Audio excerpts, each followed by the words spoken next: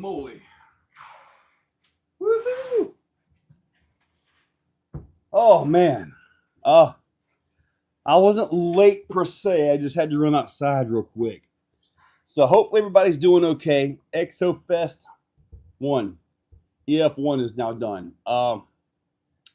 Huge thanks to RC Junkyard.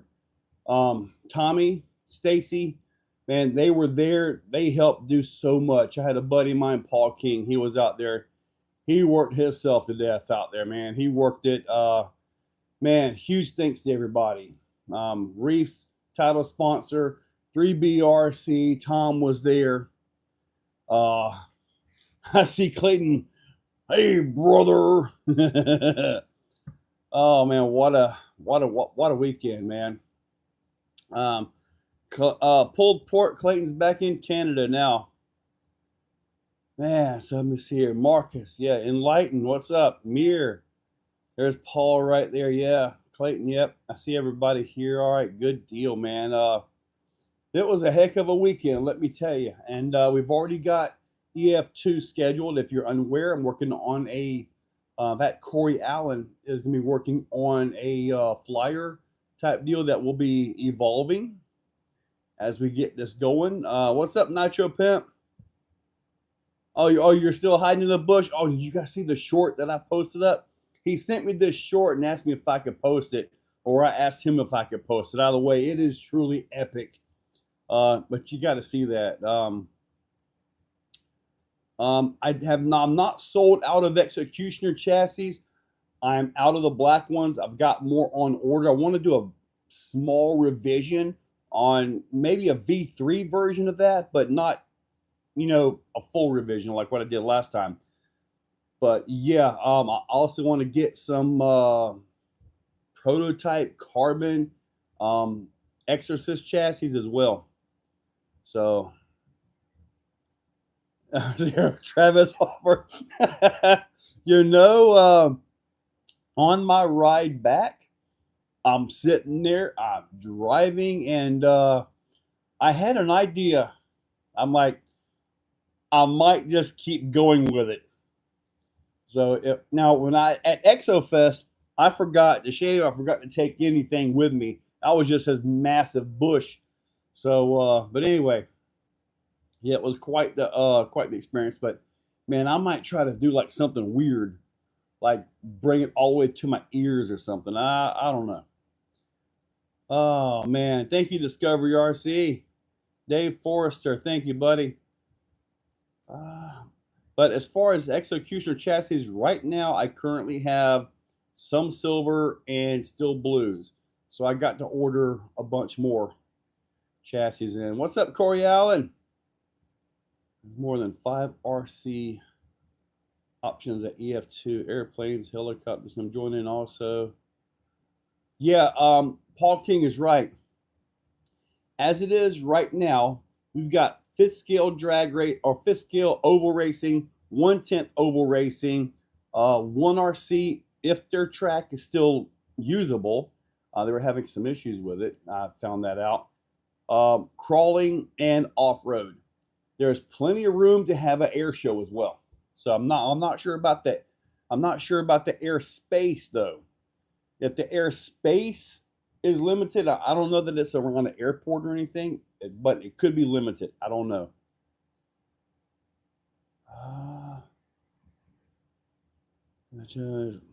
5 RC options. Paul, I would love to see some 3D helicopter flying. If you guys have never seen that in person, man, it is amazing. When they hit that air and that thing starts doing the TikToks or Tic Tacs or whatever they call it, man, dude, everybody just stops and we go to watch. It's amazing. So hopefully everything is still going okay. Comments were hitting and they stopped. Hopefully everything is still all right. Okay. So, yeah, EXOFEST 1 went well. The food truck bailed on us twice. I will never call them again. So I will have other food options when we go back to Cherokee. So don't worry, I will have other food options. So they are out. No more calls from me. But let me see, what do we have here? Yeah, the Pro Rock, they did great out there. And then we had the free course back there. Paul held his own little competition back there, a little cash comp, and that did well. So the trail, I didn't get a chance to go on the trail that Paul set up, but it was like 2.5 miles long or something like that. But the guy was there. He was skinny. He was energetic. I said, dude, I give you a couple shirts if you go pick those markers up. So man, he took his truck, went out there, and did the whole course with his truck, like a tiny tire class 1 type truck, and bring back like 180 gates, man. He says it was a truly epic course out there. So Paul did great. I just did not get a chance to go drive that. Joe, Mo, and Curly. She moved your Raminator with the SEX6. Yeah, he had to sit on it. Last time he'd done that, he blew the rear diff out. But this time the rear diff actually held, but we spun a tire off. So as far as like just putting a SEX6 behind it, you can put 2 6s in and it'll still pull them. So yeah, no issues there. I'm not sure what's going on, RC Loco. All I know is today it was hot outside. I was outside shooting some video, and I had to come in, grab the mower, go out there and cut some grass because I've been away for a little bit. In the summertime here in Florida, I got Bahia grass. This stuff will get knee high in 3 days, and I'm not exaggerating. Let's have some fun and laughs. And see, RC Loco Moco, that's exactly what it's all about, having fun and laughing. Talking, yes, it is. But man, today earlier it was cooking, buddy. I came in and I was like, man, I just put everything on the table, and man, I just like, woo. Went in, actually midday shower because it was bad. So I'm not calling that food truck for haul and crawl either. Yeah, using for 6 years and they just lost our business. Corey Allen, I tell you, man, I don't know.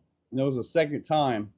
And this time, if you look at everybody that was there, they would have made a killing. Thank goodness for the ladies that run the show, that run the park, man. They stepped up, went, got us some hot dogs, some coleslaw, and they had them ready. They came out, and I'm pretty sure they were gone within like 4 minutes of everything they brought out. I think they came out 3 times, and they was just gone. So, and we'll have to see how all that works out, but it may actually work out for the better, in all honesty. You know, RC Loco, I was looking at the video that I did today, and it looked like I lost weight, but I'm not. It's all still there. I think it just moved lower.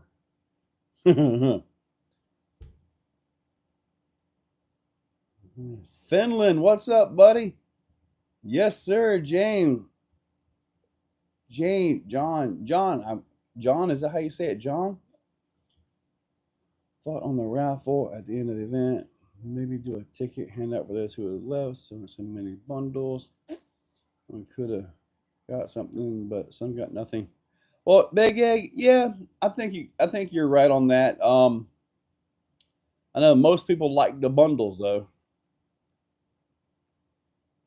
How'd that mixed slushy work out? It was actually not too bad.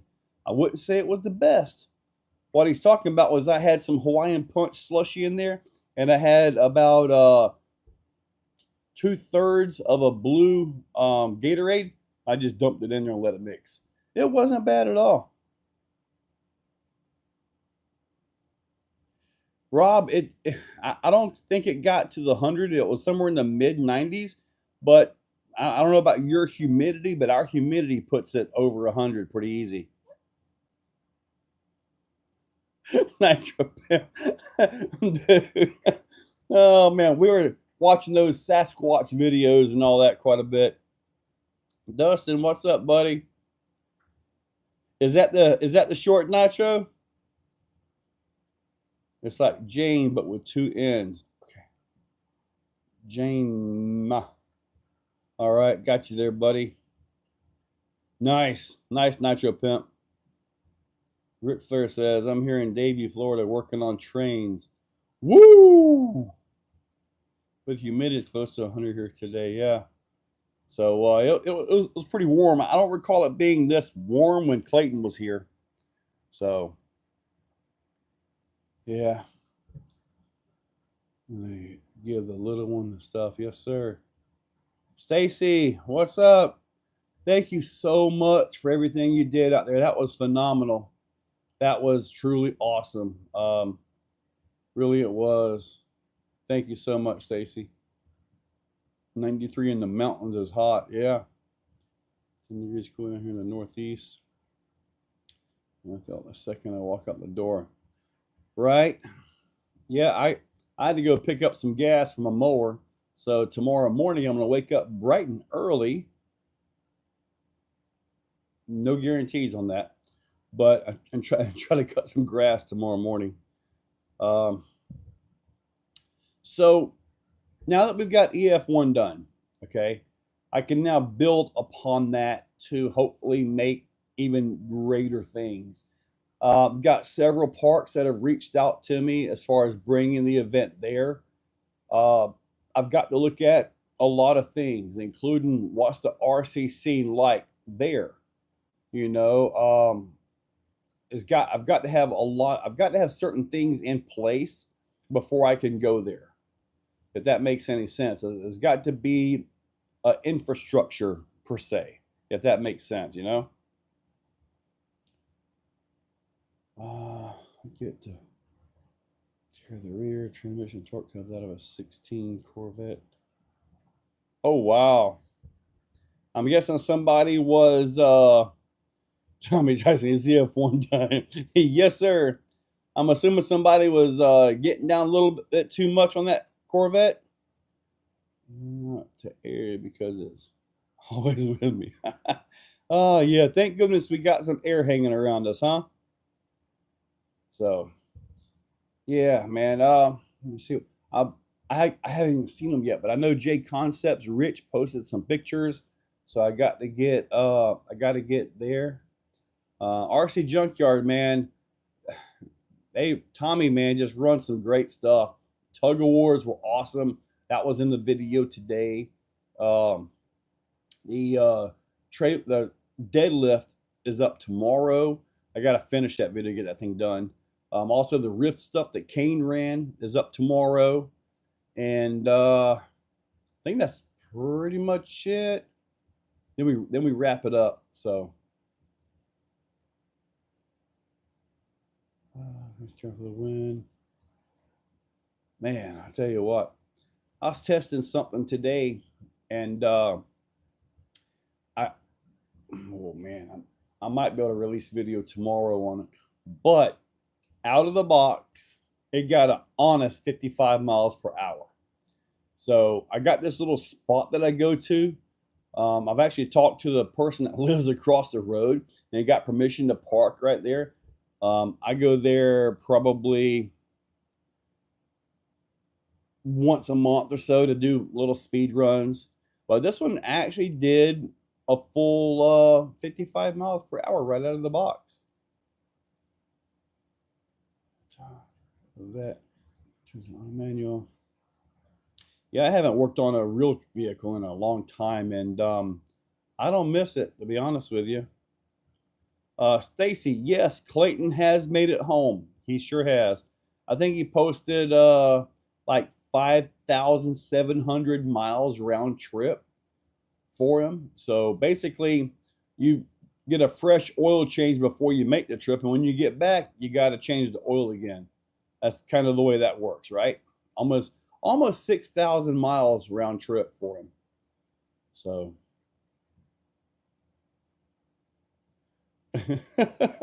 yes, I got you, Nitro. I believe me, I understand. I sure enough. I still got the clips of Nitro's area and all that. I get all those put up as well. He's got a lot of Nitros, and a lot of them are in very, very good condition. very rare stuff, all that. It is really, really awesome though. Great collection.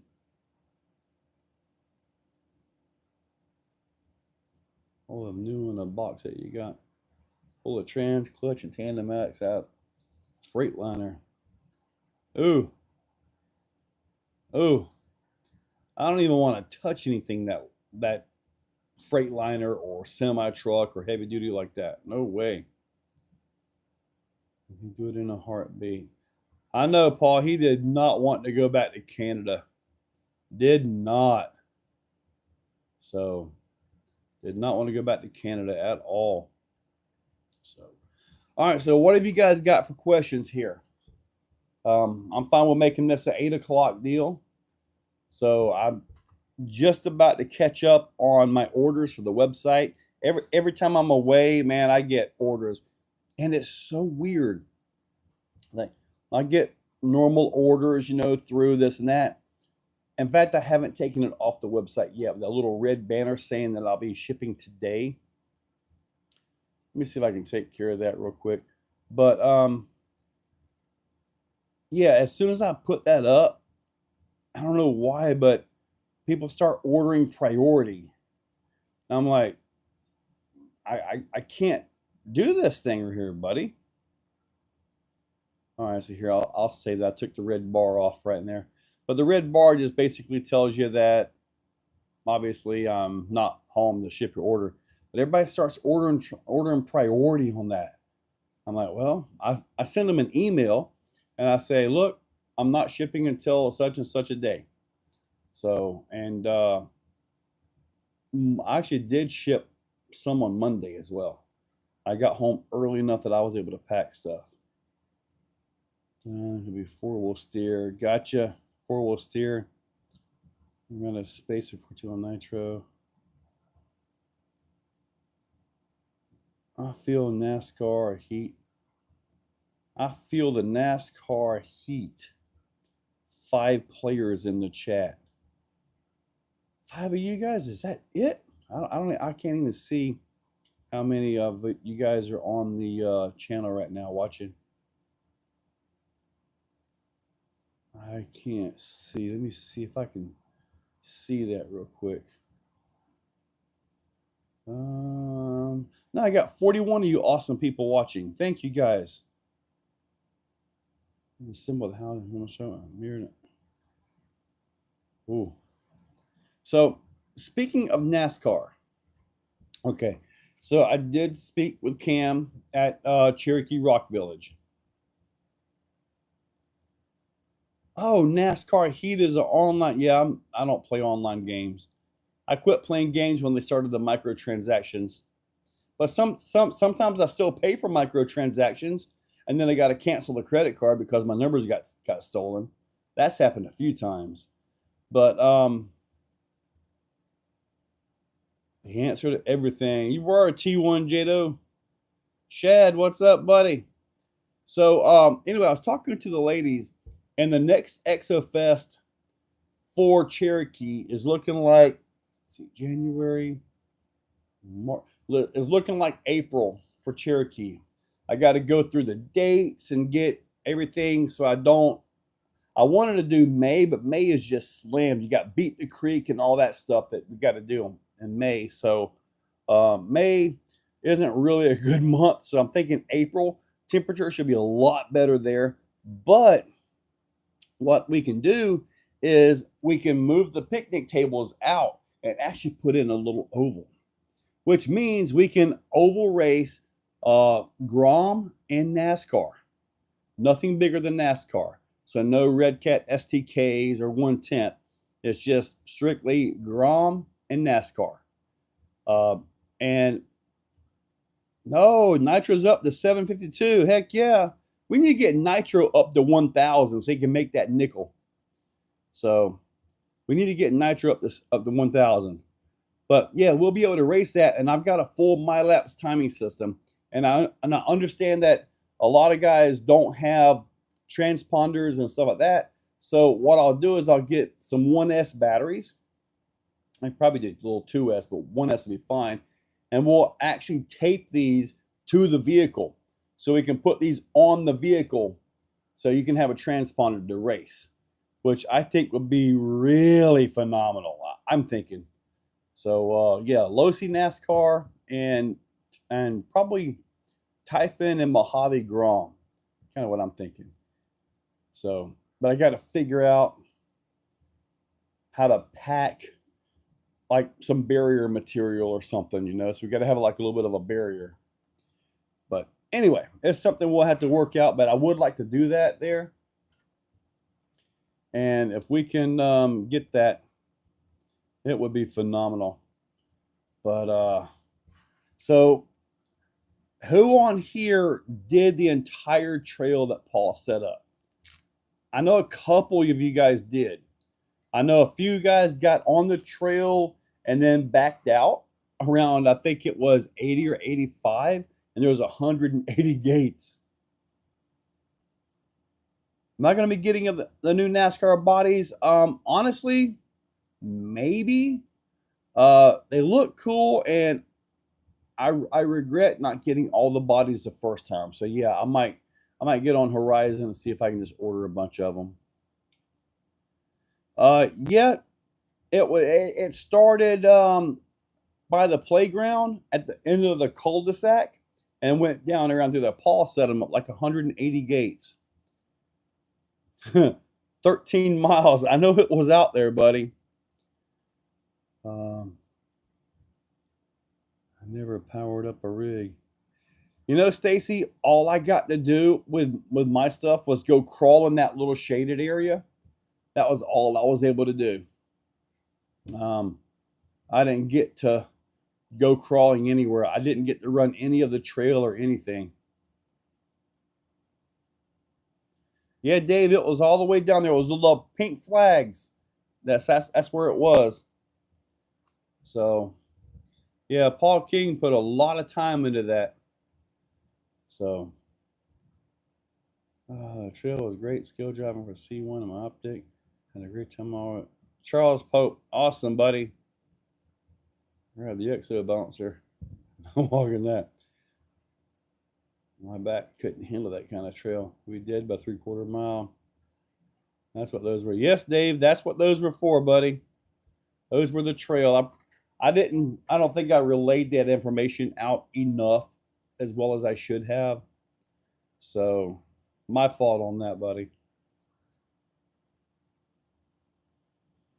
Oh, man. So, let me see. At the next Cherokee, we're looking at, we'll have a crawler comp of some kind, free course, another trail. If RC Junkyard is there again, maybe Tommy can take care of the tug of war and stuff like that. But the next big event for the year, I'm talking the biggest massive event, is Haul and Crawl, and that's put on by the Georgia Rock Zombies. So if you guys are in the area and you've never been to a Georgia Rock Zombie event, you really should. My first ever Georgia Rock Zombie event was a Haul and Crawl, and I haven't missed one since. It's that good. Everything is there, man. You have a good time. The temperatures are good. Everybody, I mean, it's just such a good time, man. They really know how to put on an event. They really do. So, do I plan on printing bodies for some chassis? No, sir. I'm not planning on printing any bodies for anywhere. No, sir. That is not on my list of things to do. So let me see here. Let's see, Stacy. Was that your pull truck or was that Tommy's truck that used? There you go. October 17th and 19th. That's when you guys need to be back there. So, and that's when my yearly park pass gets renewed. So, and for me, it's totally worth it. Just renew the whole thing and be done with it. It's just worth it for me. Oh, goodness. Let me grab this. Our nephew's truck. That was your nephew's truck? I didn't break anything, did I? What's up, buddy? 814, yes, sir. So hot here in Connecticut. Yeah, buddy. When I guess summer hits, it's hot everywhere. I think Clayton sent a picture earlier, and it was 59 or 69 or some of that degrees in Canada where he's at.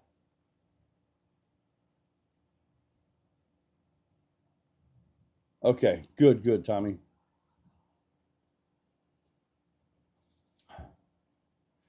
I'm still amazed that you're able to make those ascender axles actually hold up and take some abuse, man. 110 there, dang. Just got earlier this year. Well, I don't know. I mean, it's the end of June for us here. End of June is always hot, buddy. End of June is always hot. Now, speaking of that, the Cattlemen Association or something like that, they are going to be at Cherokee next month in July. I got to get the dates for this one, but me, Charles, and Larry are going to go up there, and we were asked to host a comp up there, and the comp is going to be in the back in the area that is kind of shaded a little bit. That's where we're going to try to host this comp. So try to get some shade so we don't, croak out there in July heat. But that's where we're going to go. Cinder, you're running the stock transit, you can swap it out. Well, hey Jill, great to see you. Well, all right, and Andrew, humidity is the worst. Yeah, humidity's nasty.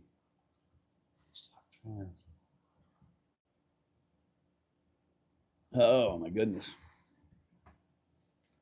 All right. So what are the hot topics today? You guys pick a topic and let's run with it. We've done the EF events. So the EF events are going, and we're going to run a little hot topic here. Legally blindless. Oh, okay. You're right. 814. Weather is the hot topic. Literally, huh? For a guy with Drylovision. Yeah, Nitro. Hopefully in November it starts cooling down because that's the next EF2. Tommy, I forgot to take anything about shaving all that. Last night, I'm like, I've never done, brother. I've never done that before. So I'm like, huh. So I did this. I walked out to the wife and I'm like, don't laugh. I done something, right? And I showed it to her, and she goes, "Oh my God, you look like a fat Dennis Anderson." Yeah, I guess so. Dennis Anderson is there too because he always had them. But oh man, I know. But anyway, I think I want to keep it for a little while just to see if it happens. I don't know, maybe let it go down and like loop around my ears or something. Maybe go into a unibrow. Hulkamania. Exomania? All my exomaniacs. Nah, I can't do that for very long. You do the Lemmy kill. What's a Lemmy Killmeister? Is that the one where they do like the little circle thing or something like that? I'd rather not mess with that. But who knows? Maybe. XTM, X-Fat the other day, and literally marketed as Nitro Crawler. It is horrible. 2.64 Nitro. I've seen some guys do the Nitro Crawlers, and it's neat for about 30 seconds. And it's like, well, all right, we'll let it go. Oh, Motorhead. I don't even know what those guys look like. Lemmy LePew. No, that would be Remy LeBeau. That would be the guy for X-Men. Remy LeBeau. What's his X-Men name? Does the cards? Remy LeBeau. Remy LeBeau. Gambit. That's it. Of all the people out there, I was expecting that answer from Marcus. I knew Marcus would know the answer. What about do RC with a hybrid electric nitro Traxxas Funko? I haven't seen it, buddy. And I'll be honest with you guys, I should probably watch RC stuff on YouTube, but man, I very rarely watch RC on YouTube. Rarely. Did you get any of the unreleased JCon 419 tires? I didn't get the new 419 tires, but I got a set of the wheels. And those I've got to make a quick video on those too. Now I've got Nitro Pimp's Funko right here. So I've got that literally sitting like right here.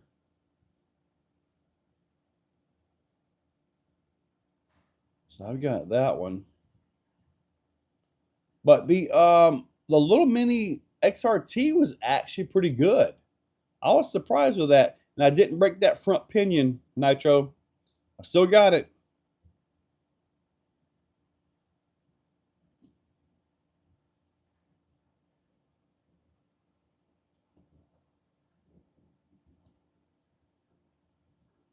Dude, I think so too. I think the Funko is fine just as it is stock.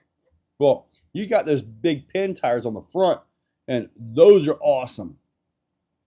Clayton, you missed everything, man. We were talking about flux capacitors and how you were doing 88 kilometers an hour instead of 88 miles per hour. That's why you didn't get any time travel. But I'm sure you'll get there. Right? Except for the brakes.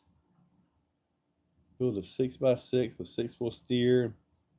Know of yes, blind build. Yes, I do know of a way to do a 6x6 with 6-wheel steering, but it's going to cost you. Start with an SCX6 and go look at vidavonracing.com. You gotcha. It's all there, buddy. You know, I did notice the front brakes. Same with the bike, the Losi Pro Moto. The front brakes, they don't do a lot, but I mean, I guess they do a little bit, but it's not very much on those. So, but at least they're there. They're functional to a point, and that's super cool in my opinion.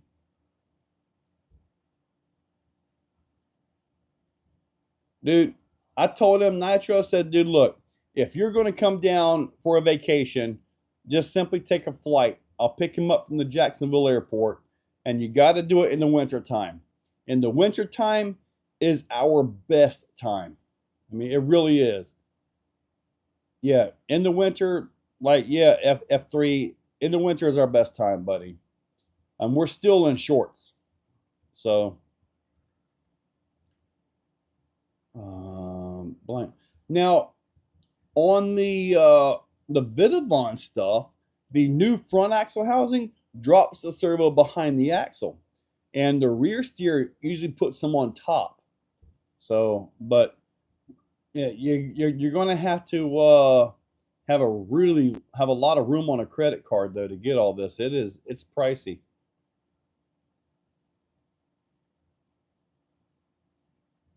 Well, you can get a stock SCX6 and drive just fine. It doesn't have to be, crazy modified.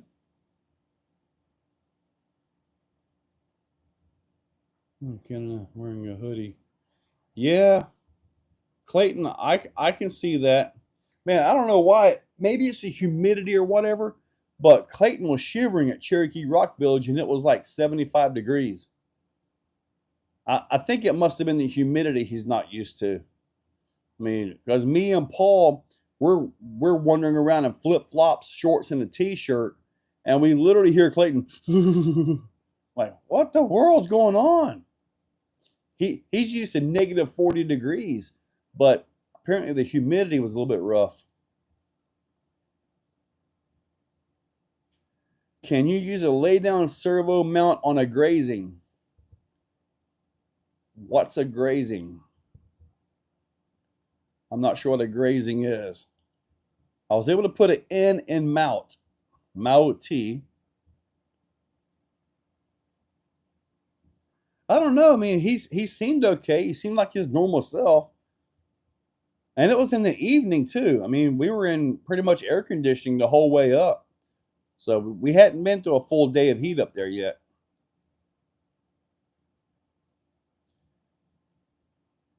Now, T1, good point. It did rain earlier that day. I believe it might have been a cold front coming through because it was nice and cool, and the temperature was actually really nice. Really nice. Oh, a brazen chassis. Buddy, it all depends on your axle and your setup. When you're talking about just a brazen chassis, there can be that thing can be built 1,000 different ways. So it's going to depend on your build and how you want to make that go. You know, did he accidentally lick a camel toe? I don't think he licked the camel toe. Oh, a cane toad. Oh my goodness.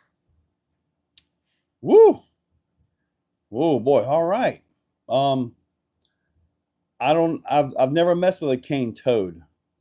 We we have regular toads. Oh my god. I can't believe I read that as camel toe.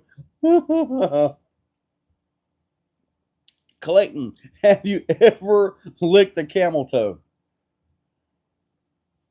Now, when we were at the zoo, were there any camels out there?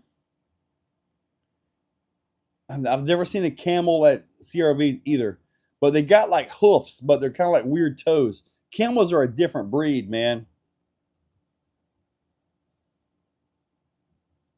Almost like a cougar.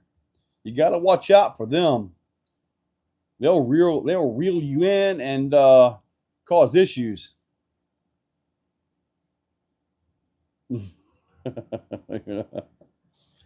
Oh,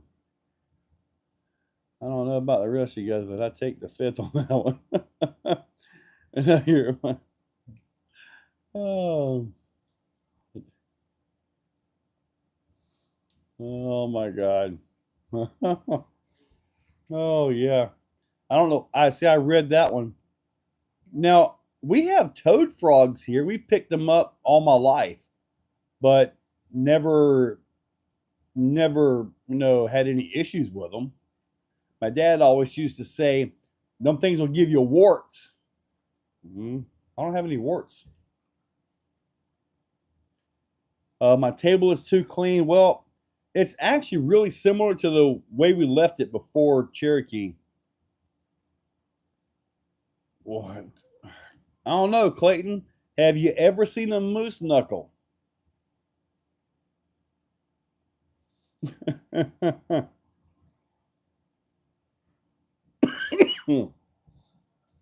Ooh, bad memories. They give you warts as well. Yes, camel toes can. Yes, kid. Yes, it was running. They would give you warts. I know. Is that just a Gen X thing? When our parents did that, or what? Illegal. Lots of dogs. You've also got the big iguanas that fall out of trees down there, Nitro. So it's a little bit different for you down there because we don't have the iguanas up here. At least none that I've ever seen. So, yeah, my wife.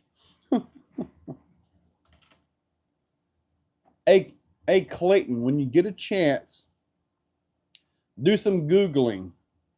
There's also something I want you to Google as well, but I'll mention it after the fact. But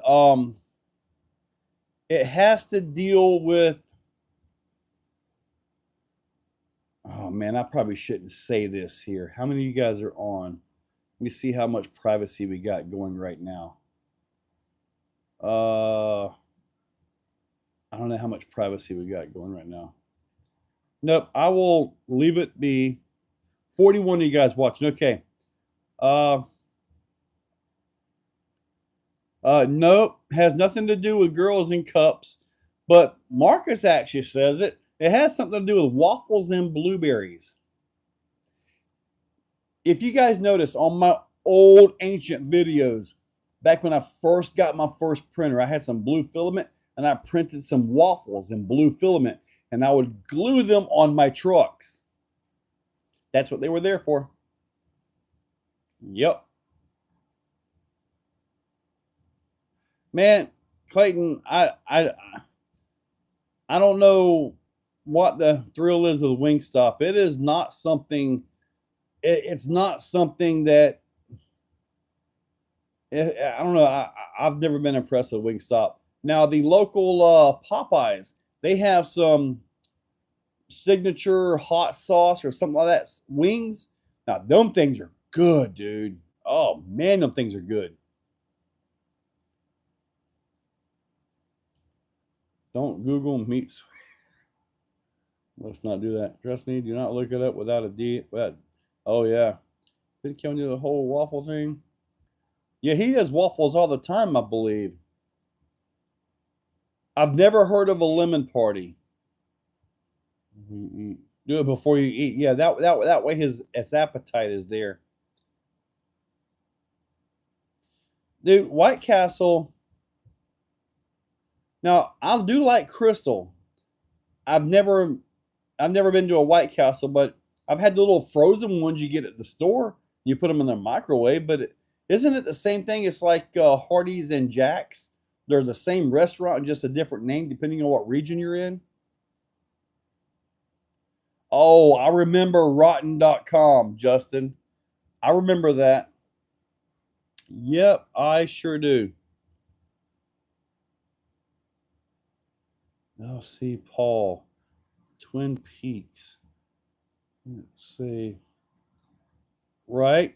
Never heard of White Castle until the movie came out. We hit the thumbs, Hardee's and Carl's Jr. Carl's Jr. I think it's called Jack's up around the Alabama area. So I believe they're all kind of the same thing. It could be just twin mounds or twin flapjacks.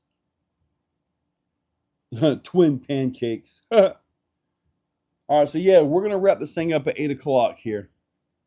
So let's do some tech. What do you guys have questions for tech? Let's go crawler edition. Give me a really good tech question. I'll pick one question and I'll go into it. So let's see what you got, guys. Moldy grilled cheese is not tech. It's in a tornado watch in Kentucky to pull over. 4 ways on, raining so hard. Dude, if it was raining so hard you couldn't see 20 foot in front of me, you were close to that tornado, buddy. More punch or less punch? For me, more punch, drive with common sense. Best MOA radio?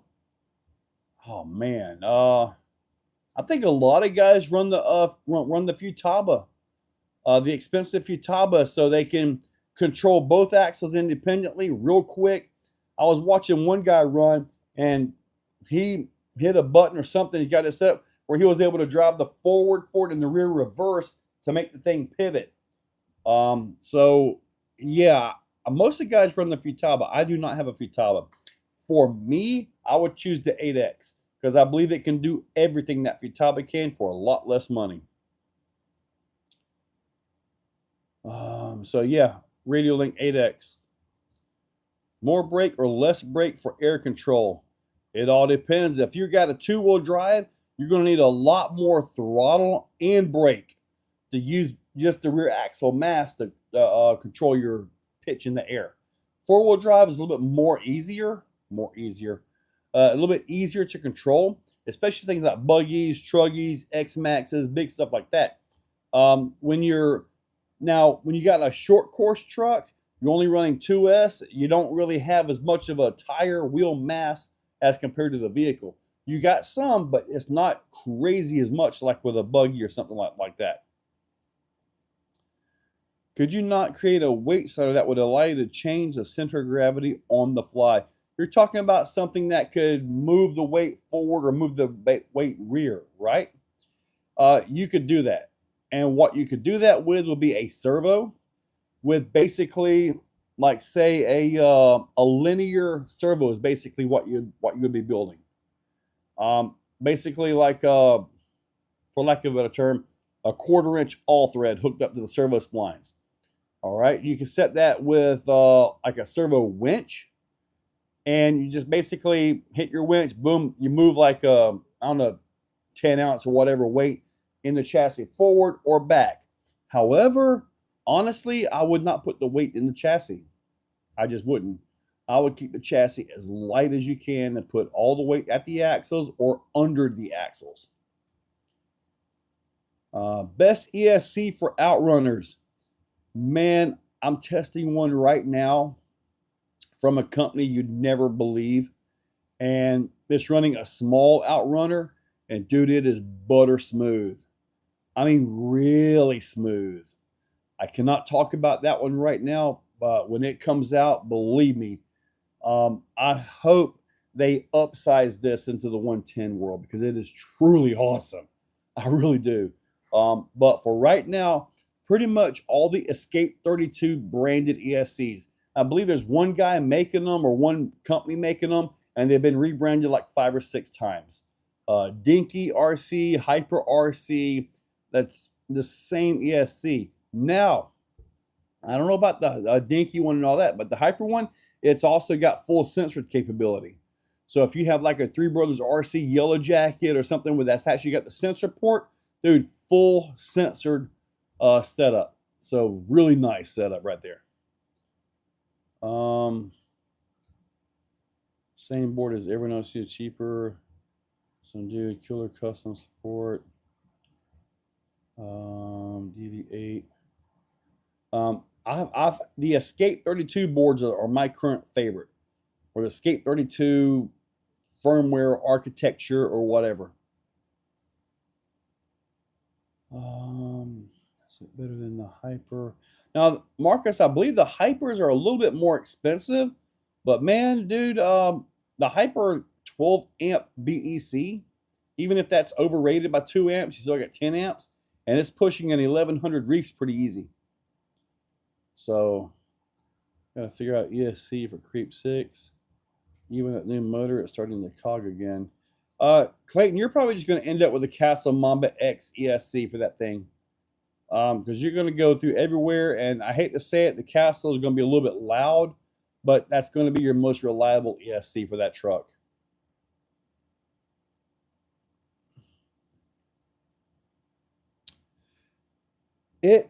Joseph, it depends, okay?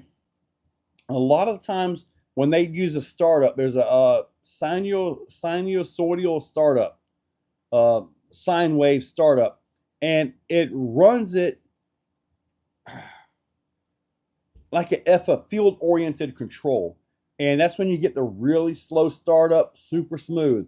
At some point, it transfers over, depending on the ESC, from that to a normal sequential style run. And when it does that, if you're on that edge, it can really kind of mess up your line because the motor will be trying to jump from one phase to the other or from one drive program to the other. So, and the one I'm testing here, even though it's small scale, I have not felt any of that at all. So, which is really awesome.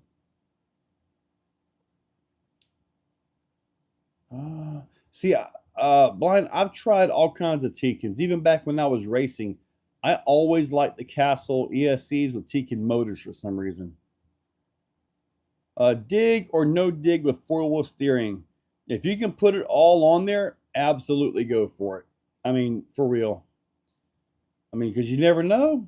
You can lock that back end up, pull the front end around. But I will tell you this, when given the option at pro level events, the vast majority of people, they get one or the other, they choose the four-wheel steering. Just let you know. Yep, Tekin. Driving two-wheel drive slashes on the beach. We normally do this on vacation. Morgan, I avoid the beach with anything like that. I don't know what to tell you. Maybe some cow RC. You got the urethane coating that you can spray on it. Maybe that would be the better way to go. I agree with you, Dave. Wingstop is just. I think it was because he was working 10 hours and all he wanted was Wingstop. You know. Corrosion X, heavy duty. That would be okay, Bill. There you go. Do it. Yes, I'm bullying. Unfortunately, it had some weird issues after its first run. He built me another. Shipped it out the next day. I have 4 packs on it now. Okay, Justin, that's cool. Yeah, the dual ESC thing, that is the way to go. On my MOA, I've got Fusion Pros front and back, which is not a very popular choice. But I don't comp it all that much. I've never comped it, actually. The FD 2 gear. New Android ESC that I've been hearing about. No, sir, it's not by Endura, and it's not the Furitech one either. Yeah, I haven't talked with Endura in a while. General liking. How much flex? Generally speaking, about 4 inches of articulation on a 1/10 vehicle, or about the maximum would be like 1 tire height. That seems to be a good articulation point because typically your vehicle will be stable when you get on 3 wheels, depending on your setup and the climb. I can see a need for more in some situations, but generally speaking, about 1 tire height. We'll go with that. Roverin is Endura's most spendy item. Roven, 3 gear. The older 3 gears are kind of becoming history. The newer compact transmissions, the Deluxe OD3, the Deluxe transmissions are pretty much owning everything, honestly. Yeah, pretty much that's where you're going to have to get your small, tight transmission. Reef's transmission as well is good as well. Found out the. Yeah, I rusty bolt heads are annoying to me. I really don't like that.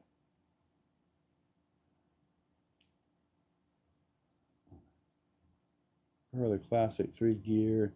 Classic 3 gear, I still got a couple of those in several different vehicles. In fact, Superlight SV1 still has one in it. I think SV2 has one in that with the Vanquish Dig, I believe. So, still find it going in the shin. What? Bill with a beat. It's still fun after going in the ocean and cruising. Wow, Corrosion X is that good? Really, Bill?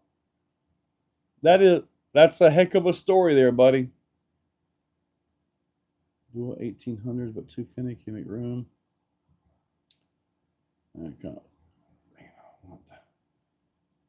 I don't want that in Pro Class. Gotcha. Roverin is Endura's brushless mini combo. See, I haven't even seen that yet. Justin, I agree, buddy. Overdrive done through portal gears or ring and pinion. Whichever way you can get it, Marcus. Typically, if you go with like a straight output transmission, like one of the deluxe transmissions, like what's in my Sporty that I'm working on, that's just a straight out transmission. There's no overdrive in it. I've got underdrive gears in the rear, ring and pinion, and overdrive portal gears in that. Now, the axles that Bill, would it be I submit you submit. Okay. Those axles, I'm gonna take them off of that and put those into one of my executioners. Then I'm gonna take an executioner set of axles off and put into here. I found out something really cool about the sporty class. The sporty, yeah, I think so. Is that they have 16-inch gates. I wasn't thinking about 16-inch gates, so I don't need those narrow special axles for that class. So I'm just simply going to swap out with one of my other executioners and, you know, be done with it. Thought about, man, every time I go crawling, I always seem to grab the original V1 executioner. I don't know why, but man, it's just like, if I have all my extra, I got like 6 of these trucks now. All 6 of them, it's like, let's grab number 1. I don't know why, but man, it just drives so good. So I don't want to mess with that one. So I'll mess with a different one. I've got the one with the hotline transmission dig unit. I got that one I can swap. Yeah, maybe that one. Looks like good build parts. The Axial Pro portals, man. I told Axial a nice way to do this, to come out with a new version, SCX Pro. Put the Pro portals in the front. It's going to be wide. And just use a regular 10-3 portal in the rear. Wide, skinny. I like the wider front because stability, and you can move the front around easier. The skinny rear gets through them gates. At least that's my theory on that. And when I get these new axles from Mias, I'm trying my best to get all my stuff moved around to where I'm ready to go with my credit card, because I want to try to get 20 sets of these axles. And just locally, about 8 sets, they're ready to throw money at me right now to get them. So 228 is outside hex to outside hex for a capper axle. This is according to specs and all that stuff, right? The new front axle is going to be 223, 5 millimeters narrower. That doesn't sound like a lot, but if that can get you into Class 2 Sorca with a skinny body and all that, with the right offset wheels, that's a big deal, okay? So we can get you into there, and then the rear will be 10 millimeters narrower, so 218 on the rear. So again, if you use those carbon wheels off of Amazon like I use, Deluxe has a wheel. I'm kind of starting to wonder if the carbon wheels off of Amazon are knockoff Deluxes, like, you know, what they always generally do. But man, with those, you can actually get skinnier in the back with these wheels than you can with a normal wheel on an SCX 10 style with AR45 axle. You can actually get narrower, which I think is truly phenomenal, to be honest with you. Oh yeah, I got some new wheels too. I don't even know if I can talk about them yet, so I won't. I gotta verify if they're even released yet. I know a buddy of mine, he bought a set at EF. They kind of like the official release was there. So yeah, and I will tell you who they're from, J Concepts. Bad to the bone wheels. They have a feature on these things that is pretty darn awesome. All right, let me get back to you guys here. Now we're at the 8 o'clock mark, but now you got me talking. It's like, heck, is it Quiet Joe? Outrunners are so out. It depends on the frequency of the ESC, Dave. Cross Keys, what's up? Exo Pro portals, I'm here now.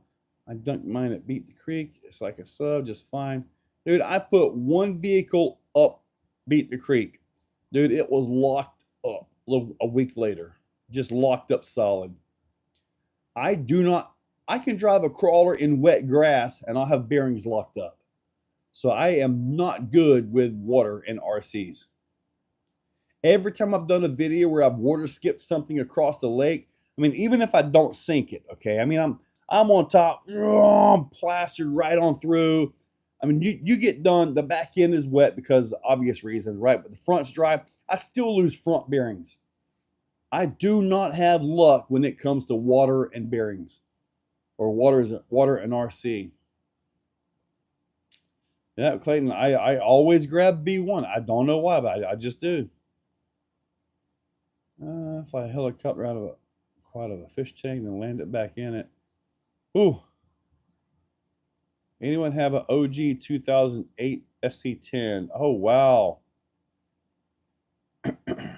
Would that be a nitro one? A lot of people's theories on Joe. Nero helps clear gates. And that's kind of why I did this. So, but I really want to try to get these axles into, or easier to get into the Sorka stuff. So, well, I talked about them maybe a while back. Dude, Pat House, we had SC8s here. Me and Mark, my buddy Mark Perella, dude, we had SC8s. Dude, they were like battering rams. Really good trucks, man. We loved the way they just absorbed because they were a heavy tank. But they were actually, it was like a e-buggy arms all the way around on a truggy chassis with a big short course body is basically what it was. That thing was actually really good, dude. Now we have the UDR, which is a little bit different ball game there, and I still have my Max Slash.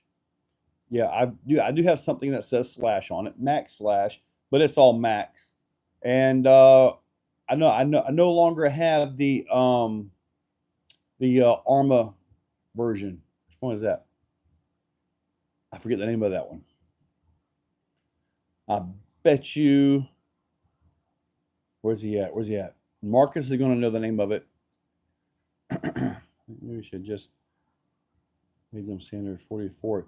No, Mike, that was not what we needed. There's so many options in the AR44 standard width. Nope.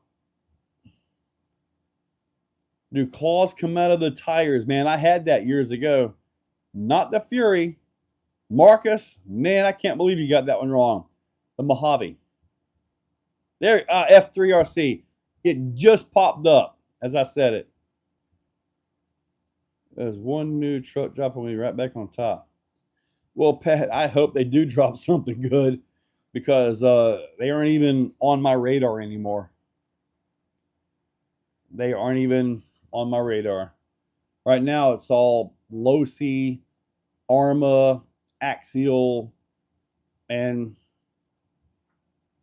my own brand.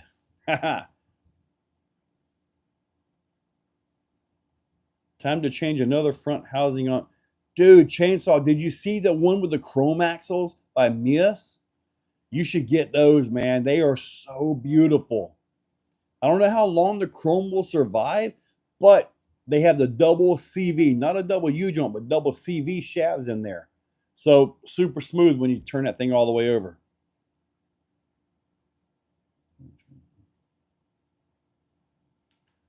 Monster truck that claws come out of tires on. You still have that, Stacy? What was that thing called? Was it the Claw or the Beast? Something like that. The first axial crawler was the AX10. I have an original one and an SCX10. Neither are going anywhere. Marcus, I bet you could get at least $10 for those. Kill myself. Man, Executioners did good out there at the comp this weekend. I watched you guys, including Clayton, who was like basically on a crash course driving 1 week, pulling some really good lines with his Executioner. When he got here, his Executioner needed some attention. We got things adjusted because I happen to know the guy that designed it, and we got these things taken care of, and it's pretty well planted now. The Claw. That's what I thought it was. You, Greg Vogel, RC driver online. Yeah, yes, you do, Nitro Pimp. Old school guy. The Animal. See, I think it was the Animal, but it had like the claw that come out of it.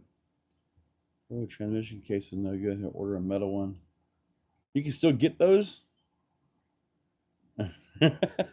Well, hey, at least $10. So I'm right. It might be $1,010, but there's at least $10 in there. So it was a 100% correct guess because there is $10 in there somewhere. What about these? The brass inserts weight still available. You know what, Rob? Hang on for a second. I might can put some up on there. Hang on just a second. This chair is going to flop out. Let me see here. I'm not sure how many, but Clayton did cut a bunch of these for me. Man, these things are such a... There we go. So Clayton did cut a bunch of them for me. So, yeah. Clayton can tell you firsthand, cutting these things are a pain in the butt. But maybe I can finish up these and get some cut and put some on the website. But we do have Clayton did cut these, so you'll probably get some Canadian cut brass when you order these next time. So you need 2 sets. That would be 40, right? That would be enough because they're sold in 20 per set, and it takes 20 per wheel. Yeah, I'm pretty sure I got 2 sets here. Tell you what, are you on the website? If you're on the website, I'll go ahead and add 2 sets right now. You want to get them? You watch somebody beat you to it. I want to laugh. All right, let me go to my products here. Let's see if I can get this into here for you. I'm going to add 2 sets of the brass pegs. Brass right there. I hope you're ready for this. Brass weights for weighted inserts. 0 in stock. I'm going to add 2 sets right now. I hope you're ready.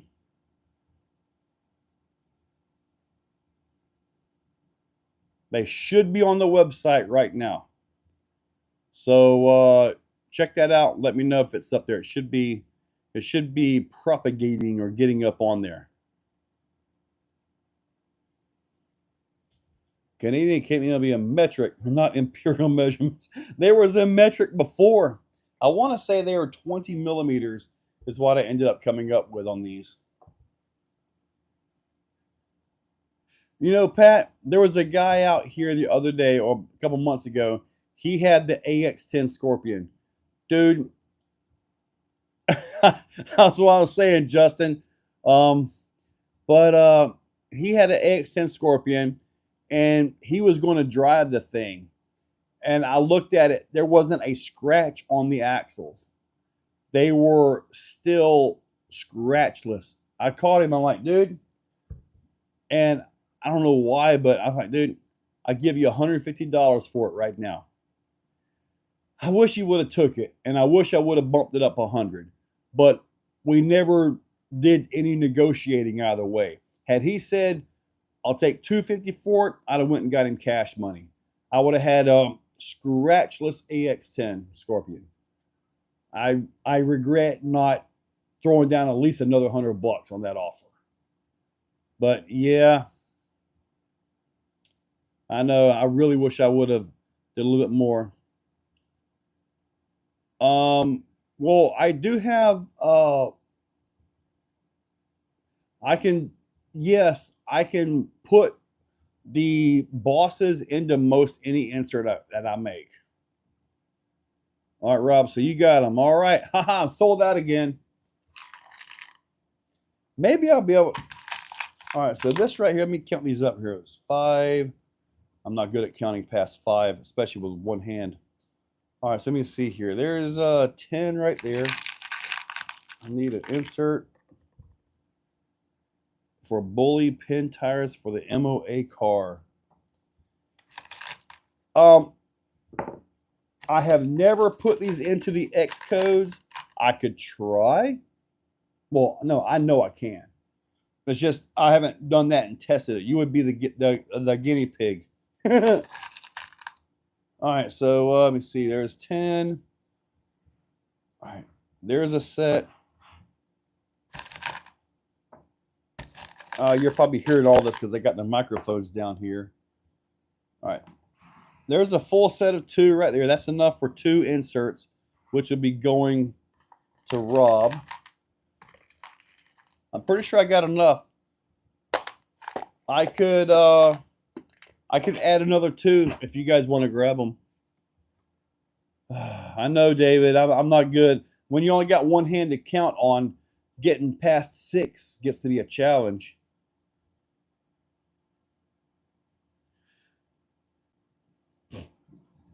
Honestly, Justin, for those, I would go with a really soft CI foam. And the reason is when you have an MOA like that, right? You have so much control over the drive. And when you really overdrive the front end, you can kind of alleviate any tire roll just because you can drive independently and you can pull the vehicle around. So it's kind of one of those weird things that in that class, super class as well. Justin, you have some very unique inserts. Yes, sir, you do. No, it takes 20 per wheel, Paul. Yeah. Yeah, look at the CI or the alt foams. Either way, I think the alt foams, although it's a foam, it does have like a solid side on it. And you might put that to the outside and kind of mimic a Pro Code a little bit. Or Pro Code mimics that, because I believe they were around before the Pro Code. So in fact, I used to have a set of alt foams. And I ran them like that now that I'm thinking about it.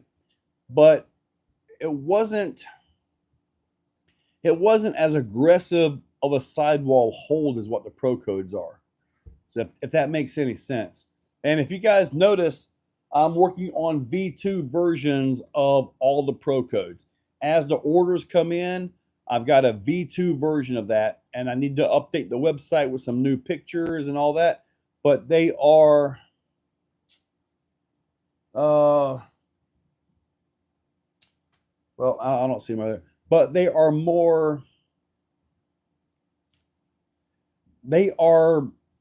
kind of ribbed. They are ribbed. I'm going to leave the rest of that to you guys. In my head. Yes, Clayton, that machine is still down there in the corner. I got to put that back up here and get some cutting.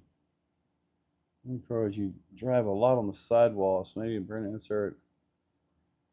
Yeah, see, I've done like on some of these inserts for different type vehicles, like for the sporties and stuff. What I've been trying to do is give the inside and outside very similar. So when you hang on the inside, you actually have a little bit of something to hold you on.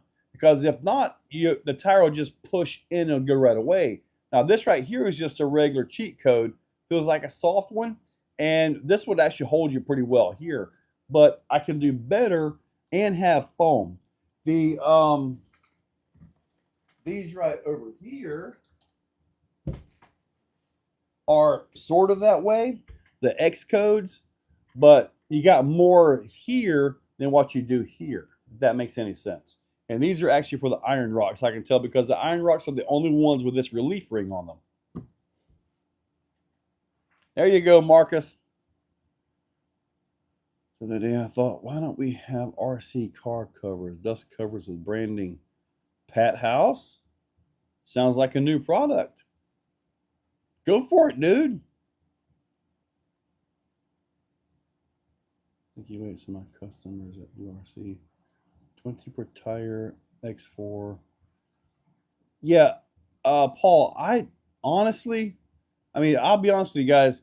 In all my recent builds, I'm no longer using the weighted Pro Codes. I'm just simply putting the brass faces on there and calling it a day. So I'm not using these at this point. So that's just my own builds, though.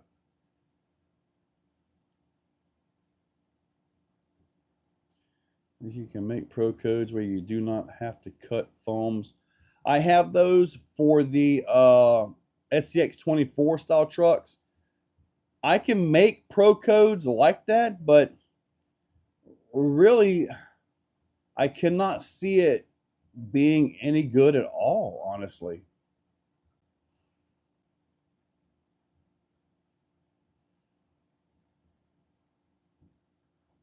Mm,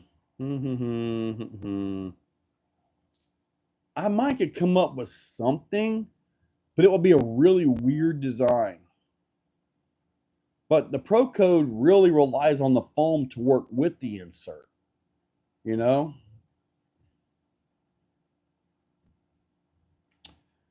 The brass faces are part of the wheel. It's not a bolt on, it replaces the outer carbon in the wheel. The guys in Pennsylvania, they had a fit about this, and they've got a lot of them now because it is the wheel. It replaces the structural part of the wheel face. So you take the carbon off, you replace that with this. So it is part of the wheel. Sorka can take a hike. They can jump off a long bridge with a short stick into a pit full of alligators for all I care. But it actually is the wheel. So it's not just a bolt-on brass weight.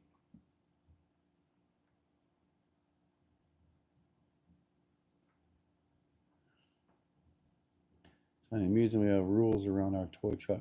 Oh, Pat, dude, there are so many rules with that Sorka garbage, buddy.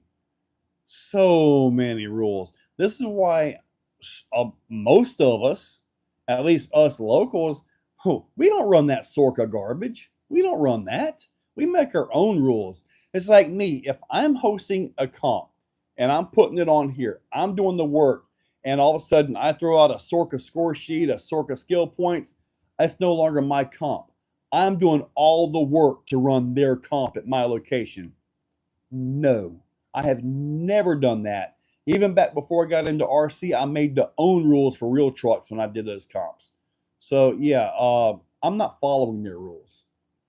No, I will try to make parts and pieces that fit within their rules, but I don't give a I don't give two thoughts about Sorka when it comes down to that. I just don't.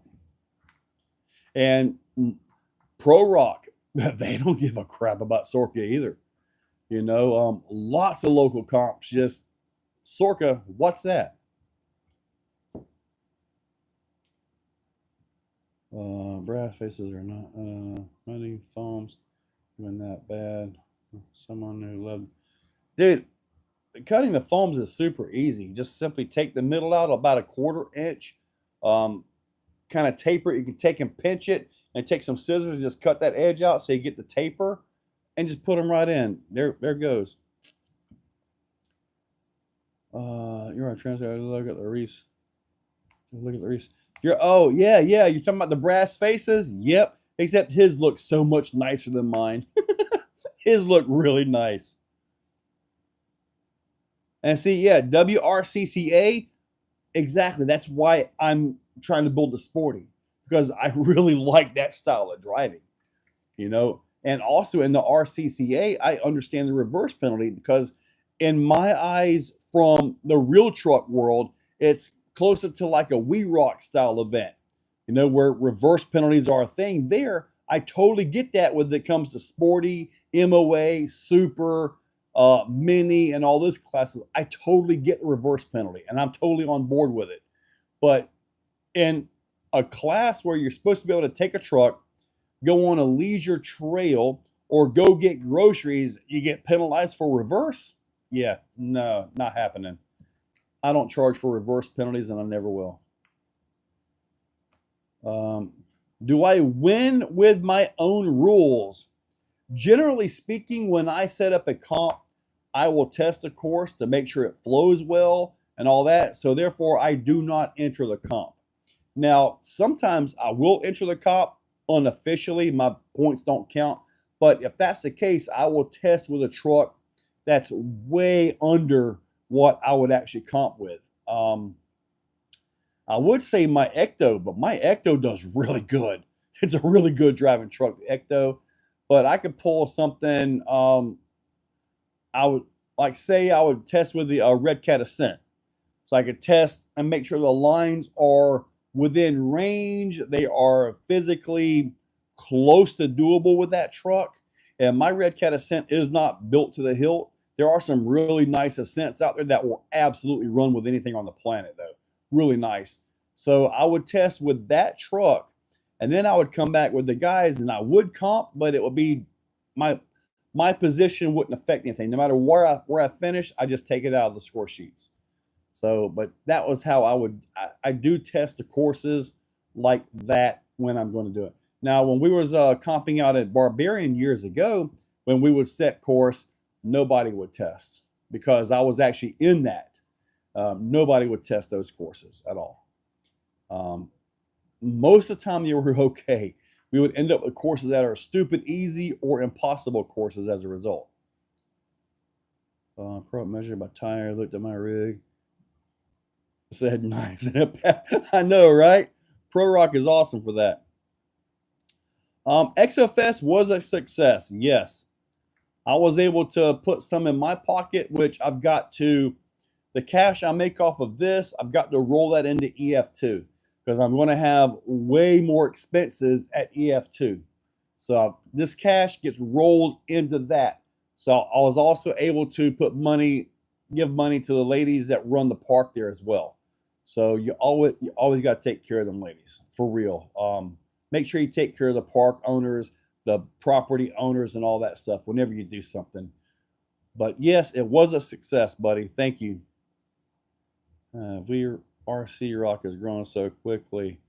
Marcus, VRC Rock. I love the name of that. Send me a copy of their rules, please. If you've got that, send a copy of that to me. Enlighten, can you make a slash a good crawler? Buddy, absolutely, yes. The best way to go is with a two-wheel drive XL5 version. Leave the diff open. It will crawl anywhere. Okay, it makes executioners look like Tamiya CCO1s. It's so good, especially if you put on-road slick tires on it because the contact patch is so high that it just grips everything. Absolutely. Totally do that, buddy. And if you really want to step it up, you can get more scale with a Bandit as your base. Yep.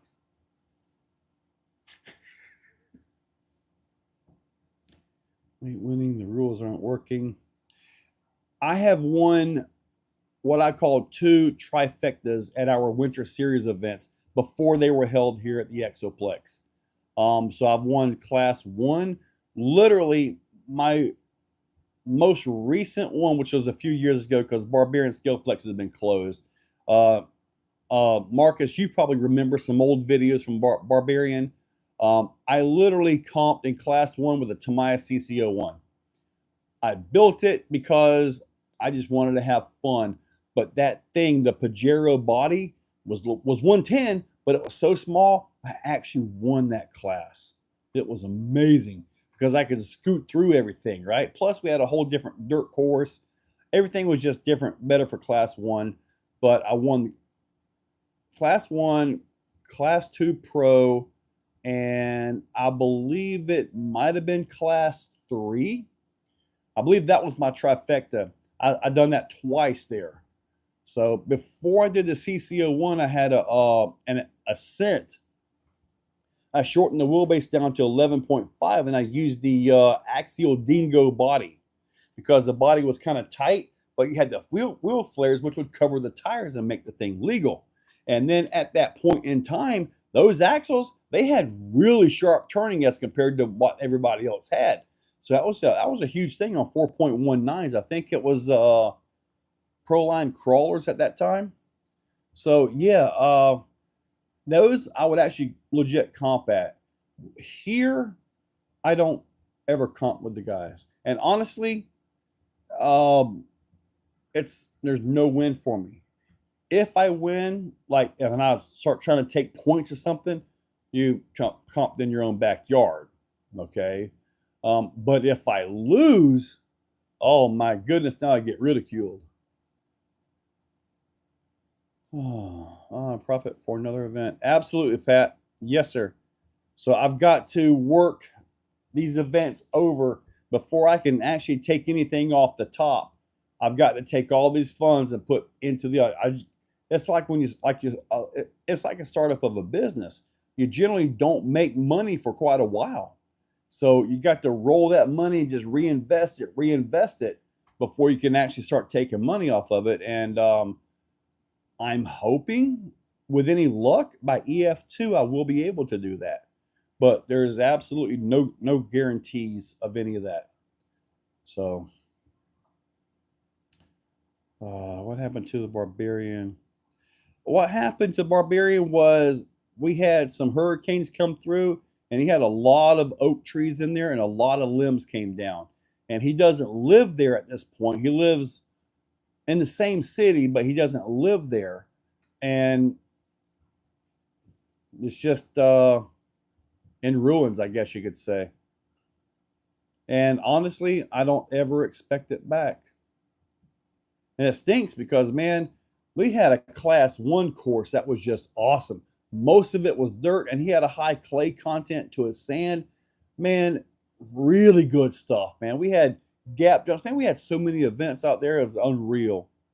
But that's all part of history, at least for us in my area. David Pig, buddy, you are absolutely 100% correct. Cherokee Rock Village is absolutely amazing. It really is. Yeah, they are phenomenally awesome. And then the fact that we couldn't find a food truck, they did what they could to get us some hot dogs and stuff, you know. So yeah, right. Paul King, I could put up an event for On Road Sunday if you guys really want. One thing I heard a lot about Cherokee Racing was you're doing this one-handed. Absolutely, dude. Hey, we should start up another little group called the One-Handed Bandits. Although I don't think that would go over well. There'd probably be some people that would get offended. See the rules for We Rock RC Crawl. Thank you, Marcus. I will check those out when we get it. Exo Taco. They were talking about a taco truck. So that is absolutely on the list. And when we're back up there in July, if you guys are available to come out and cook with us in July, there's a small comp there. We got the rules. They got the rules posted. I guess they just share their event, honestly. But Pro Stock, which is basically a stock C-channel truck. And Pro Mod is when you get into VRDs, Executioners, Brazen Scale, CL Designs, Poised. That's when you get into those kind of trucks like that. So Pro Mod, me, Charles, and Larry are going to be the guys setting it up. We will each man one of the courses. So we will be judging there. And the way we're going to run this is, once we go to the courses, it's on you to pick the course you want to run. So personally, pick the course with the least amount of traffic on it. This way you can boom, get through, and we will keep your score sheets and all that. Or no, you carry your score sheet back around. I don't know yet. We should be okay on that, right? I mean, don't people carry their own score sheets when you go to Sorka? I don't know. I've never done that before. Been to Sorka. Okay. I really enjoy the ECC way more than Sorka. The Scale Nats was my first time ever at Cherokee Rock Village. It was really neat seeing some of these guys with their little entourages just hoarding around them, like as if they're some messiah or something, you know. I'm thinking, well, all right. I guess he winched that really good with like triple, double winches, hanging a tire in the air. And then when I saw the Sorka guy, one of the top guys, roll his truck behind the playground to the ground on the roof, take it by hand, slide it up the rock. He pushed it up the rock and flipped it over to get a rollover versus a repo or something, or hand to God. And they said, man, what was that? He goes, you got to think outside the box. At that point right there, I knew Sorka was a bunch of BS. Sorry, I just got to say it. But yeah, Not a fan of Sorka.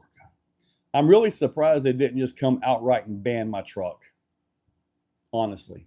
So probably going to get in trouble for this live if they little whiny thin-skinned pansies see this one. But regardless of, I'm sorry, now I'm ranting on Sorka. You guys got me fired up now. And now we're 30 minutes past when I wanted to get out of here. But anyway, I did take two of my executioners to the ECC table where they could tech them in. The truck passed everything perfectly fine, but the body was just completely illegal because I had cut down stage killer bodies on it, and I totally understand that. So, but the truck itself was legal. Wonderful news. Love hearing that. It's just the body was completely illegal. So hopefully these narrower axles will make it easier to get in to be legal and still have this much turn, you know, and all that. So that's really what I'm after. Have a few years ago when they had the scale Nats here, have they actually had another scale Nats? I think they had one, and then they changed the rules, and then they got abandoned. No more scale Nats or something like that. Some of the top finishes. Heck yeah, man, Enlightened dude. I saw some of these executioners out there pull some amazing lines, man. Really did. And I mean, I've got this vision of exactly what the executioner is supposed to be. And my vision is completely different from almost every other executioner build out there. So they're all, you know, built differently, man. It's awesome. I mean, it's crawlers. And I still am trying to work my way in. If I can really start making money at these EF events, that could be capital to get a RTR executioner to really get my brand on the world stage, if that makes any sense. And by that time, I mean, think about it. If you could get a RTR executioner, even if it came with brushed motor, you know, whatever, servo or whatever, right? But you could get the basics executioner for like $5.99. Dude, your only competition in the RTR world would be the VRD. And I've been told that when you start talking, to me, a stock executioner is my V1. To me, that will be the stock one. Versus a VRD that the executioners are wiping them out. But if you could get that for $5.99, I think it'll be a really awesome thing, you know. But anyway, all right. So now I get to shut up and read some of your comments. Man, see, I really like it when you guys get me running like that. That's what I love about the lives. If I'm sitting around just looking like, well, let's think of something to talk about, I'm ready to go. But man, you guys get me just rolling, pop, pop, pop, pop, dude. That's the best part of the live streams for me on this end of it. You track with Leap, Tug of War, winner wins all. Very well, I was impressed. I kept up with the cheater rigs until I turtled. Yeah, buddy, you turtle. That's not good. Your videos, but rear steered, not by choice. Gotcha. On your rear steered Nitro Pimp, what on your rear upper links, what they're doing to get better triangulation is the rear upper links are on the outside of the chassis. If not, you'll have a lot of side to side travel, and you don't want that, because when you put the servo on the rear axle, it moves your links from close together at the top of the rear axle outside the servo, and that reduces the triangulation. So by moving the links out at the frame, you get some of that triangulation back. For a premium builder's kit. Well, Pat, if you do like $5.99 for the RTR, you're talking plastic axles, plastic transmission, in which I would have to build my own transmission. I'm not going to copy anything from Deluxe. I won't copy anything from anybody else. it'll be my own transmission as well. And so I have a lot of ideas of things I want to do. And unfortunately, there's no transmission that I can build that will be not considered, oh, that's a copy of this guy or that's a copy of that guy. And there's only so many ways you can build a small cheater style transmission. There's only so many ways. So that's going to happen. There's always that one doofus out there. Oh, you copied that from blah, blah, blah. Always that guy. Yeah, when I get this done, it will be built to fit a Fusion. Now, if I do a builder's kit for $5.99, you're going to get metal axle housings. You're going to get other things, more carbon in it. You'll get much better internals. Internals and axles are a big deal. So, but yeah, a builder's kit for $5.99 is a little high in my opinion, but you would absolutely get the best products I can get you. RTR at $5.99, you got to make some sacrifice in there. But I have no idea where I can do this. It could be $4.99. I don't know. I'm still a long ways off of this, guys. I'm not shooting for $1,000 truck. That's not what I'm after. Because honestly, I would rather sell a $500 truck that can hang with just about anything out there as long as you can drive it and have it be affordable and have 300, I'll say I sell 1,000 of them at $500. There's 1,000 of my trucks out there running around. That'd be amazing, right? Versus 200 at $1,000. I'd rather have way more of my trucks out there. You guys enjoying them, you know? So it's not about trying to get rich or make a lot of money, but I really want to provide a good quality product that's reasonably priced. So anyway, it's just one of them things I'm working on. So hopefully I can roll the EF series over into the capital to make this happen. So that's one thing I'm trying to do. I got a lot of big plans, guys. I just need, maybe one day I'll find a millionaire that's got a couple $1,000,000 he doesn't want, throw it away. I'm like, I'll take it. Then I will be on the world stage. Promise you.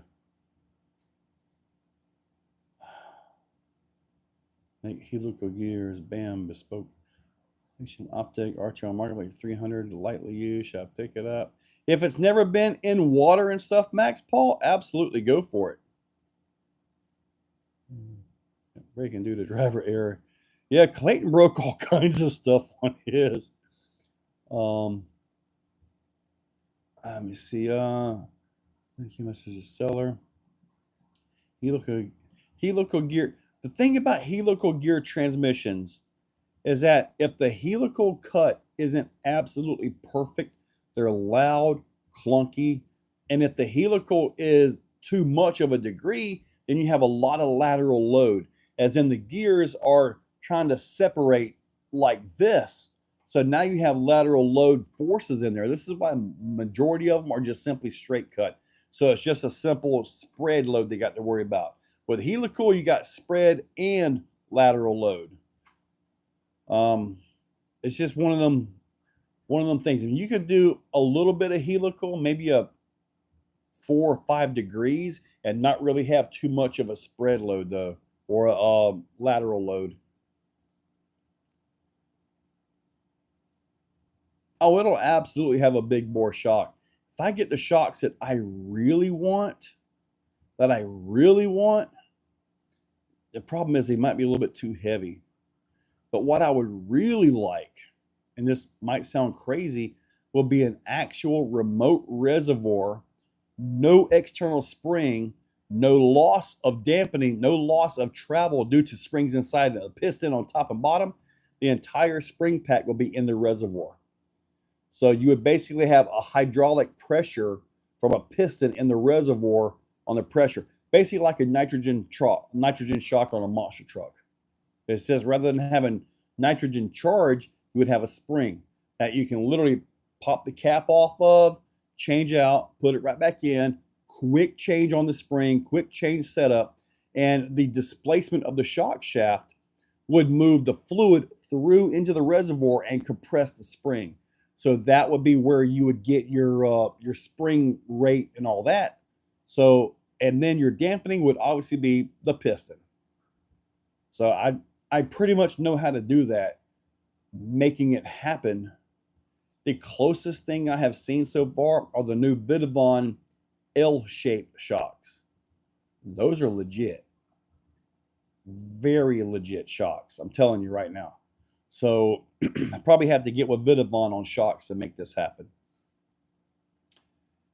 Oh, okay. I'm gonna do another execution with plastic F10 axle and see how light I can make it. Marcus, I think there are already a couple executioners that are at or under 4 pounds out there already. So you can actually make this thing really light. And if you really want to try something crazy with it, links would be kind of an issue, but the new Sporty that I'm building, that skid will fit an executioner chassis. And I made it that way on purpose. It's a more forward skid, more aggressive, but links are going to be a little bit of an issue for you. I think I've got links here I can make up to make a front axle work, but you're going to kind of be on your own if I print you this. And this setup is specific now, is depending on your setup and all that, you may have issue because it's very specific. Let me go grab it real quick. Heck, y'all gonna put me into big time overtime now because I'm really into this. Hang on. All right. This right here is where I'm at with the Exorcist. It's hard to show you, but the ESC body mount, receiver mount is all one unit, bolts right to the top. This will fit on the Exocutioner chassis. I haven't set it up yet, so nothing is listed yet on the website. This is the skid to this one. As you can see, it's absolutely brand new design. It is also set where it will fit an Exocutioner chassis. I did not mess with those holes there. I've already redesigned this chassis about 3 times after this print, this print was fresh this weekend. These link holes right here, these are all useless. I want to put them up here, but that's for the Exorcist. But this fits a Holmes 380 motor. It's gonna be hard to show you guys, but you can see the clearances in there. So now if your servo isn't here, then you got room for any kind of motor you want. But having the servo here, like if you take a lightweight servo and you put it on top, man, you could drive this motor all the way into your front axle, like some of the CL designs and stuff like that. But that's not really what I'm after with this one yet. But like if you message me, I can print this skid for you with a set of rails. I can put together a set of front links, but you're kind of going to be on your own as far as figuring some stuff out. It's still very new in the process of having a production unit.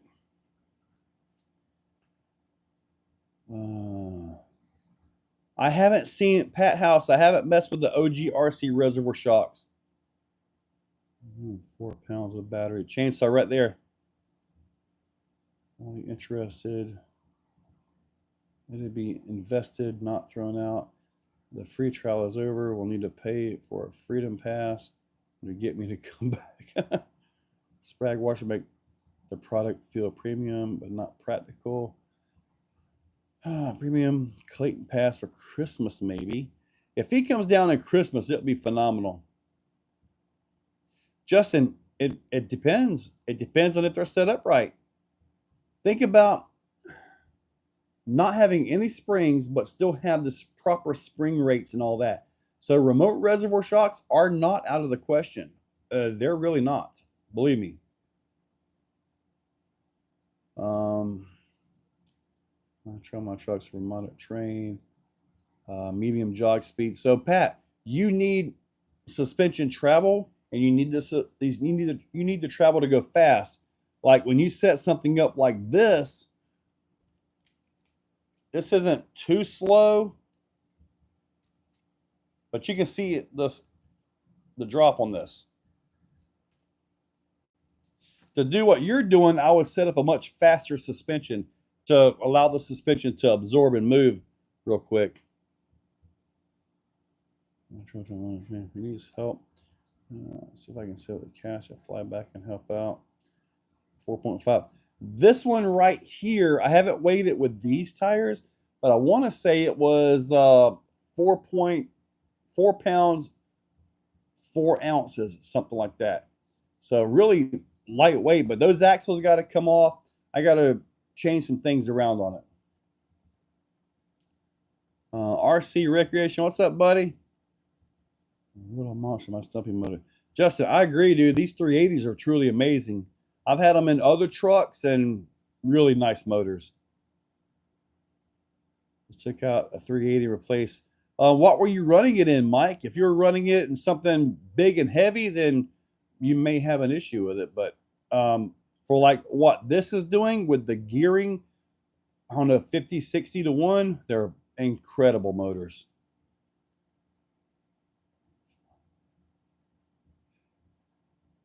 There are some shocks out there that are like that, even with 80 weight oil. Like the knockoff deluxe shocks off of Amazon. God, them things are horrible.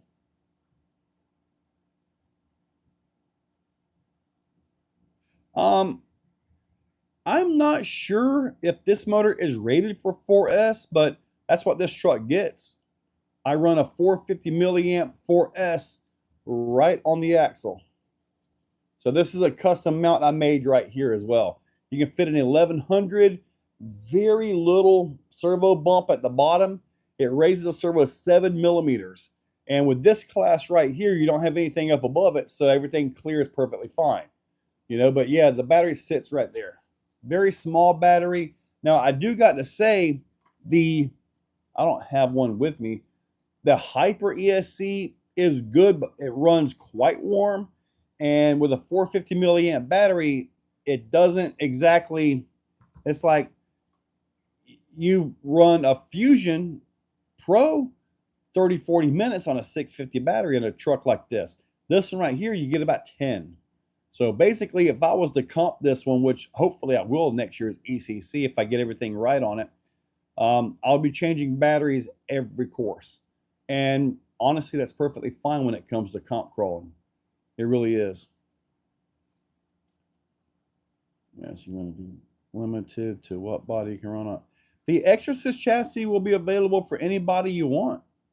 I do have a few different body mounts. That one is now on the floor. But like say the original blue body is the J Concepts Mini E-Revo. And it had the one that's on the floor is a bit taller back here. But yeah, basically do whatever you want with it, you know? So just set it up. Yeah, probably just go with that. I'll probably print these right here. I'll get a different carbon fiber filament, something red. So when you drop these on the ground, at least you can find them. Because those right there will drop in and just blend. But the thread is not a 3/8 thread or a 1/2 inch thread or anything. That's a file I found on Tinkercad, made some modifications to it, and basically built the threaded parts on those. Cool, Justin. Yes, thank you there. I haven't had any issue with it on 4S, so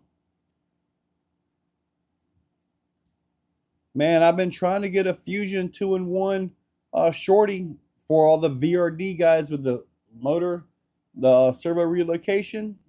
Been trying for a couple years now. Haven't been able to get it. 380 will jitter under load. Watch your gearing, Mike. That's usually a gearing issue because they're not censored.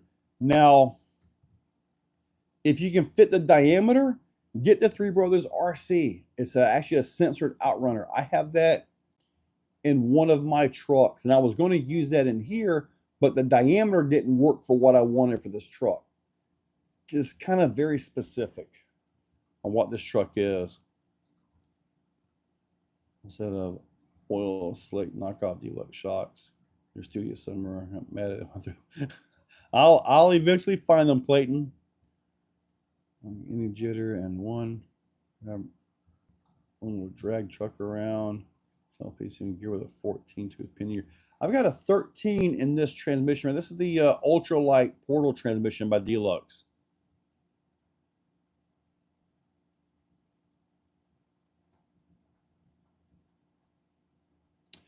Yes, that's what I was told too, Marcus. I haven't had an issue with the heat, so I'm leaving mine on. I want mine to hold. And if I'm comping in the WRCCA class or something like that, then I really do not want any rollback. So I'll just let it run a little warmer. I've not had any heat issues per se as far as like thermaling out or any of that. Been perfectly fine.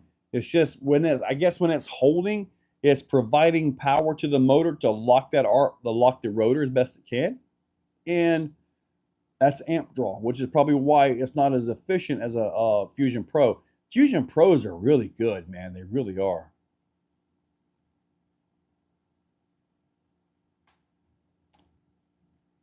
Now, I don't have any heat out of my Fusion Pros at all, Pat House. None. Chromash and V2 540 stubby. How's that working for you, Mike? Is that doing better for you? $2,500 worth of time to place a bother. And see, Pat, when you're talking about the $2,500, you're talking about minimum order quantity or MOQ, and I need the capital to do that.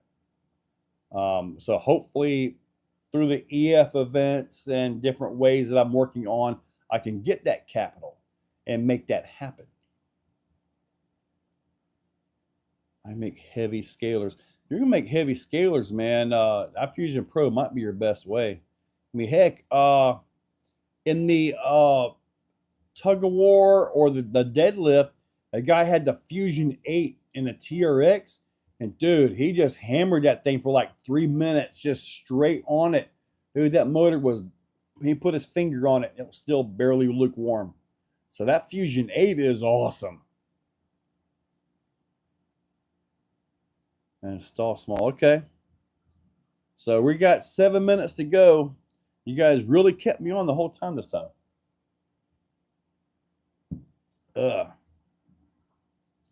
Oh boy.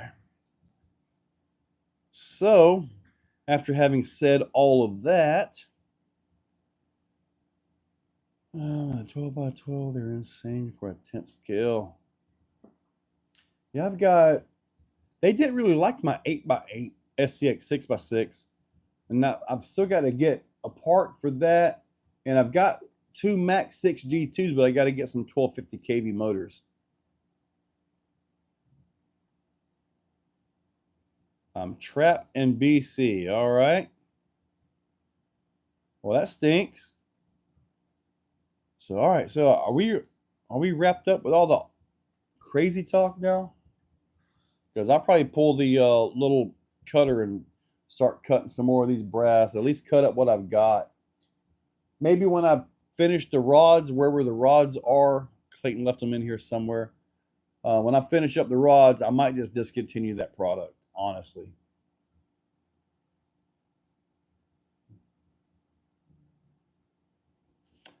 Yes, Sean does have a nice scale rig in his shop.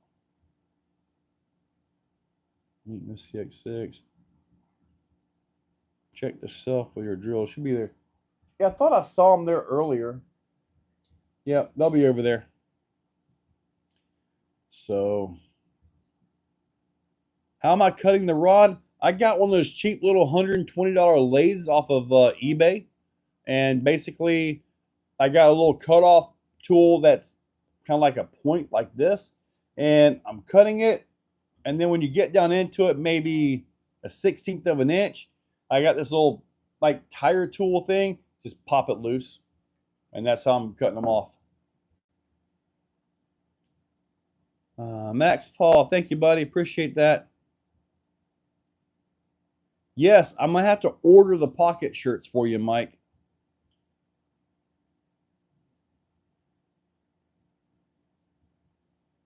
Well, Chainsaw, buddy, if you guys are on IG and you see Chainsaw, YouTube, all that, he really pushes his trucks to the limit. Every one of them. So, yeah, I can totally see how you have 5 broken ones, buddy. I mean, you put them right in there.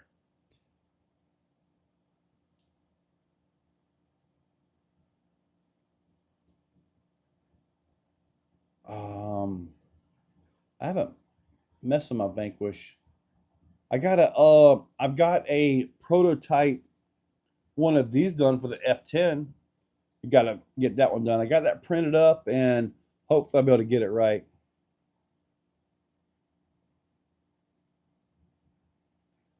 Yes. Front Vitamont axle survived the 3-wheel bash on the Rift. Just checked it over. That's good. Glad to have been part of the Exo Fest. Old Dog RC, buddy. I was glad you was there, buddy. Mike Duration. Exocaged. There were quite a few. And there was one line that I did back in the covered area. What do we call it? Executioner crawl, executioner climb, or something like that. To my knowledge, I think we made it with the Sporties. Me and Tim Bacon was back there, or Bubba Bacon, and executioner line. Yeah, we made that, and only vehicles that I know of are the executioners that have made that line. Is it impossible? Absolutely not. We both did it, but I finally got it on video. So yeah. Chainsaw, buddy. It is a heck of a feeling, isn't it? It really is a heck of a feeling. Tommy Tyson, I think it was. I wish we had enough power to turn on all the air conditioners, though, to drop it down about 50 degrees.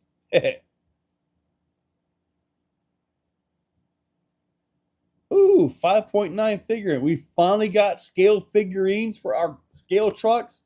Because I love scale points, man. Dude, I want all the scale points, right? No. I want to get somebody with a scanner that can scan my big ugly head and put on one of them. Now, EF2 in November should be pretty decent weather. I'm just kind of worried because 4 out of the 5 ways to RC there have clay involved. And if that clay is wet and soupy, it eliminates a lot of it. So it's kind of a risk. 3D printed head into a model body for articulated limbs. Right? 625 Casey. Thank you, buddy. Yep, we're about to wrap this thing up. I'm going to go getting this out of here. Oh, speaking of scanner, I got the Insta360 camera. I tried to do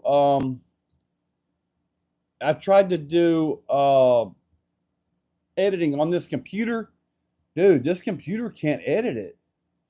I do better on the phone, and I haven't figured that out yet. But this computer here, this is a fairly new computer, but it is too choppy. I can't edit on this computer. And I didn't think it was that bad of a computer, but I know it's not a top of the line one. About $350 I paid for it, so maybe that's it. Can I put a graphics card in it? It's an Intel Core i5, Intel Iris. Oh, it's got the Iris X graphics card in it, whatever that means. I need a gaming computer with a nice graphics card. That's kind of what I'm thinking, Pat. Because this is certainly not a gaming computer, because I don't do the games. But anyway, guys, go ahead and wrap this up. It's been awesome. EXOFEST 1 is done. So now it's time to start gearing up for EXOFEST 2. Hopefully I will have a flyer up soon. There will be information. Probably going to go with Eventbrite on this one. That way I can get real-time numbers. So, but anyway, guys, hopefully you guys are having a good time, and time for me to get out of here because I got to cut more brass pegs. Anyway, you guys have a good one.